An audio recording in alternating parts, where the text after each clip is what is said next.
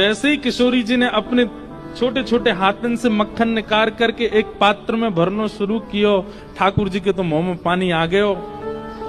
इतने में सब सखी बधाई देने लगी, अरे कीर्ति मैया बधाई हो, लाली ने पहली बार माखन निकारो है।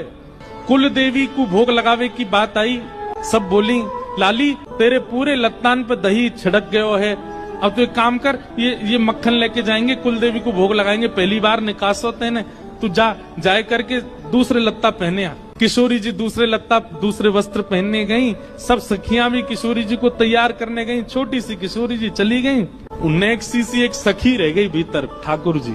गोपी बोली अरे तू ना जावेगी लत्ता बदलवे?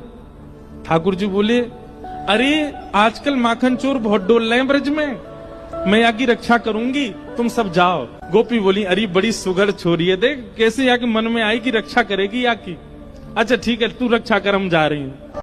अब सब तो वहां से चले गए, मथनी और मटकी वहीं रखी, ठाकुर जी वहीं छुप के खड़े है गए, और जैसे सब गए सोई मटकी लेकर के वहां से भाजे। रास्ता में ठाकुर जी ने सोची नेक 100 मक्खन निकरो है, और वहां सबरे वो मुस्टंडा खड़े होंगे खावे को, मधुमंगल सीधा में सबरे खड़े होंगे, मक्खन लेके आ रहे होगो लाला, और ये नेक 100 तो है, सबन को बांटना पड़ेगा।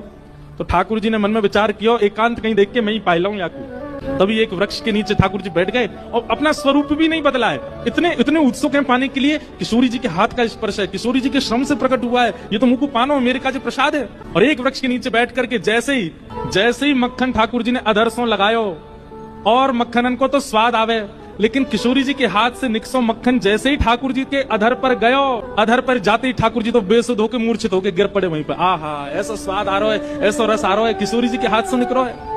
कीर्ति मैया बोली अरे गोपियों जाओ जाए करके ले आओ। अरे मैया वहां पे एक छोटी सी सखी खड़ी है रक्षा में मक्खन की, वही तो कह दे वो ले आवेगी। अरे गोपियों जाओ, वह सखी तो कौन मक्खन लेके आवेगी, छोटी सी लाली है। मां गए तो ना तो लाली है ना मक्खन है।